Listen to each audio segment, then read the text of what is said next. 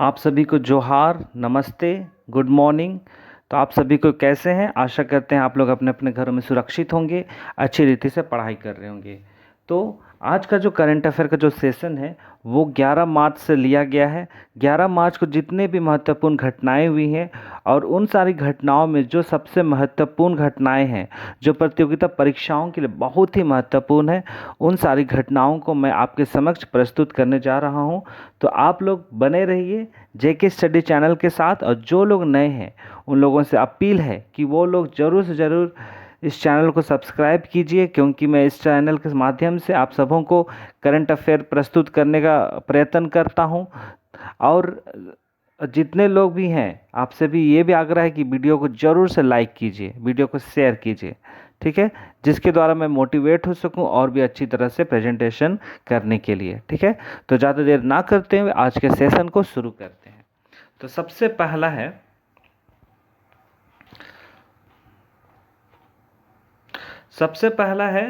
एक मिनट इसको साइड में कर देते हैं।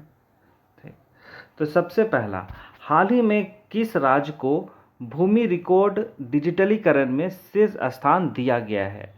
तो ये कौन सा राज्य है, ठीक है, जिसमें डिजिटल के माध्यम से, है ना, जो भूमि रिकॉर्ड है, राजस्व विभाग है, वो लोग भूमि रिकॉर्ड को रखने के लिए कौन ऐसा राज्य है जो डिजिटलीकरण में सबसे पहला स्थान पाया है? तो ऑप्शन है राजस्थान, उत्तर प्रदेश, बिहार या मध्य प्रदेश। तो इसका सही जवाब होगा मध्य प्रदेश। ठीक है, मध्य प्रदेश ही एक पहला राज्य है, पहला स्थान पाया है उन्होंने, जो भूमि रिकॉर्ड को डिजिटलीकरण के माध्यम से प्रस्तुत करता है। ठीक है, अब हम लोग इसका एक्सप्लेनेशन से देखते हैं।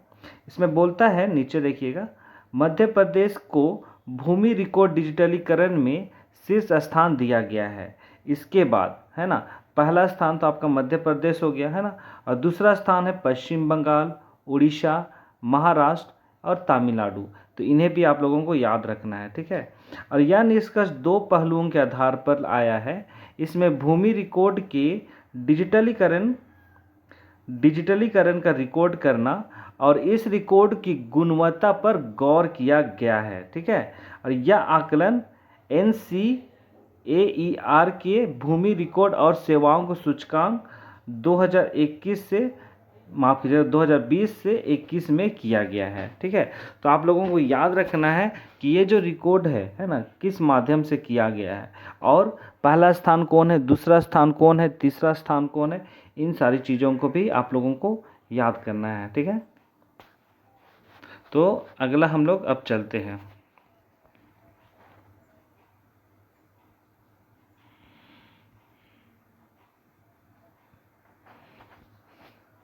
अगला है, सरकार में रहते हुए प्रादेशिक सेवा में कैप्टन बनने वाले पहले सांसद निम्न में से कौन है? कौन ऐसे कैप्टन है जो अभी वर्तमान में उन्होंने प्रादेशिक सेना में, है ना, प्रादेशिक सेना में कैप्टन?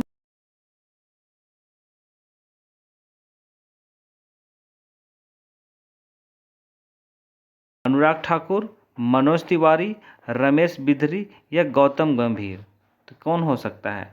तो इसका सही जवाब होगा, इसका सही जवाब है अनुराग ठाकुर। ठीक है, अनुराग ठाकुर पहले सांसद हैं जो सांसद पद पर रहते हुए उन्हें क्या, प्रादेशिक सेवा में कैप्टन की भूमिका निभाने का मौका दिया गया है। तो हम लोग एक्सप्लेनेशन देखते हैं। केंद्रीय वित्त राज्य मंत्री अनुराग सिंह ठाकुर प्रादेशिक सेवा में कैप्टन बने हैं।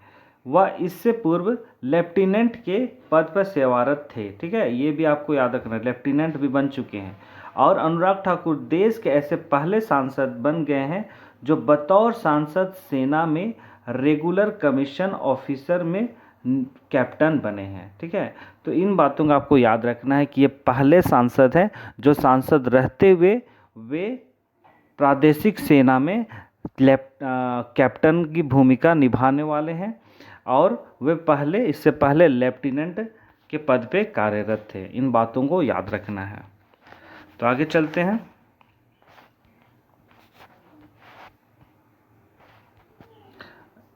अगला है, उत्तर प्रदेश सरकार ने किस योजना के तहत गोल्डन कार्ड बनाने के लिए एक अभियान शुरू किया है।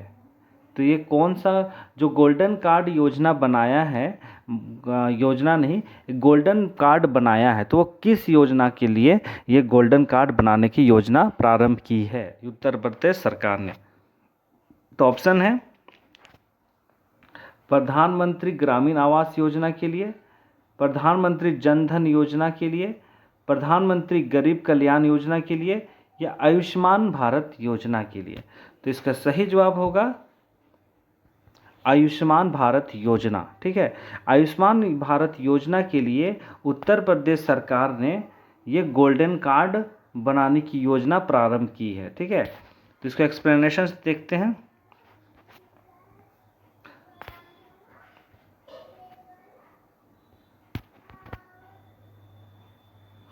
तो बोलता है कि उत्तर प्रदेश सरकार राज्य भर में आयुष्मान भारत योजना के तहत गोल्डन कार्ड बनाने के लिए एक अभियान शुरू करेगी। इस अभियान का उद्देश्य राज्य भर में आयुष्मान भारत प्रधान जन आरोग्य योजना के बारे में जागरूकता फैलाना है और लाभार्थियों, विशेष रूप से ग्रामीण और दूरदराज के क्षेत्रों में रहने वाले लोगों को सक्षम बनाना है। ठीक है, तो इसका मुख्य उद्देश्य आपका यही है। ठीक है, और ये जो आयुष्मान भारत योजना है, इसका जो शुभारंभ हुआ था वो झारखंड से हुआ था। ठीक है, झारखंड राज्य में इसका शुभारंभ हुआ था, लॉन्च किया गया था झारखंड से ही। तो इसके तहत जो उत्तर प्रदेश का जो योजना है, उद्देश्य है, वो आयुष्मान भारत प्रधानमंत्री जन आरोग्य योजना के बारे में लोगों को जागरूक करना और जितने भी लाभार्थी हैं और विशेष करके जो ग्रामीण क्षेत्रों में रहते हैं उन लोगों को इसके बारे में सक्षम बनाना है। ठीक है, अगला है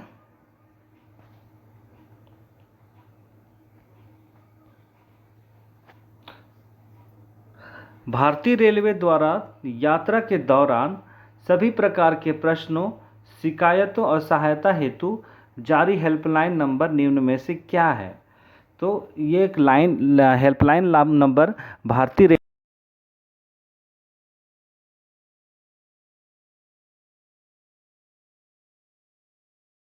तो उसके लिए एक हेल्पलाइन नंबर दिया गया है, तो वो कौन है? तो 132 है, 137 है, 139 है, या 131 है? तो इसका सही जवाब है 139। ठीक है, 139 नंबर जो हेल्पलाइन नंबर है। ठीक है, इसके माध्यम से जितने भी यात्रीगण हैं उन लोगों को किसी भी प्रकार का समस्या होता है ना, या शिकायत दर्ज करना या पूछताछ करना है, तो उन्हें ये हेल्पलाइन नंबर में कॉल करना है, जिसके माध्यम से जितने जो भी अधिकारी होंगे वो यात्रियों के जो परेशानियां हैं, जो शिकायत है या इंक्वायरी करना है, उसको वे तुरंत हल कर पाएंगे। ठीक है, अगला है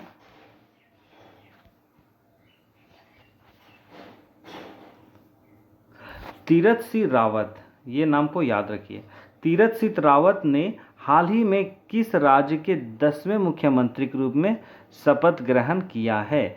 वो कौन से राज्य है जिसके वे मुख्यमंत्री बने हैं, और वो भी 10वें मुख्यमंत्री?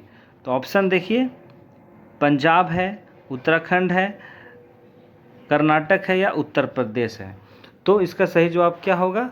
इसका सही जवाब होगा उत्तराखंड। ठीक है, उत्तराखंड जिसे पहले उत्तरांचल नाम से जाना जाता था। ठीक है, तो हम लोग एक्सप्लेनेशन देखते हैं। एक्सप्लेनेशन में कहता है कि तीरथ सिंह रावत, ठीक है, वो अब 10वें मुख्यमंत्री हैं। ठीक है, उत्तराखंड के।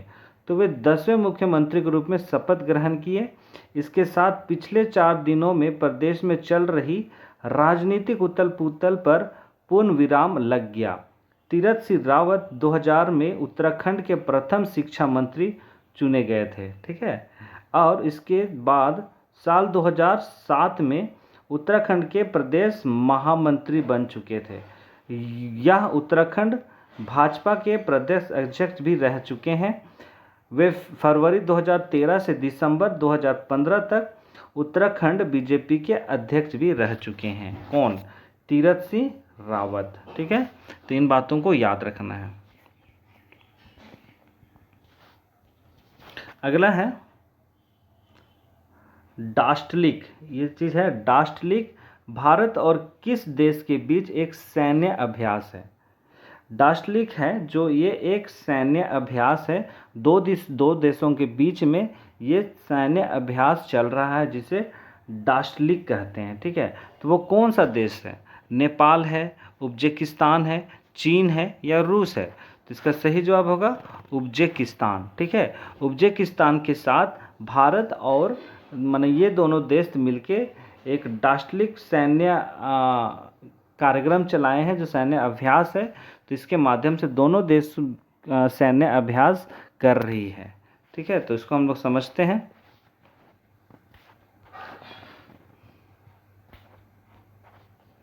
तो इसमें बोलता है कि डास्टलिक भारत और उज्बेकिस्तान के बीच एक सैन्य अभ्यास है।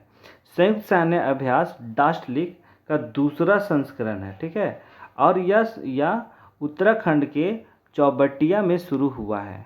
कहाँ पे हुआ है? उत्तराखंड के चौबटिया में। और इस अभ्यास में दोनों देशों की सेनाओं में लगभग 45 सैन्यकर्मी भाग ले रहे हैं।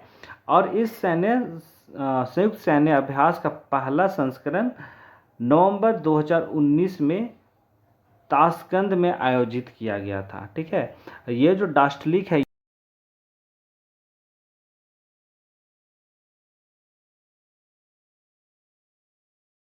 भारत और उज्बेकिस्तान दोनों जन मिलके ये सैन्य अभ्यास कर रहे हैं।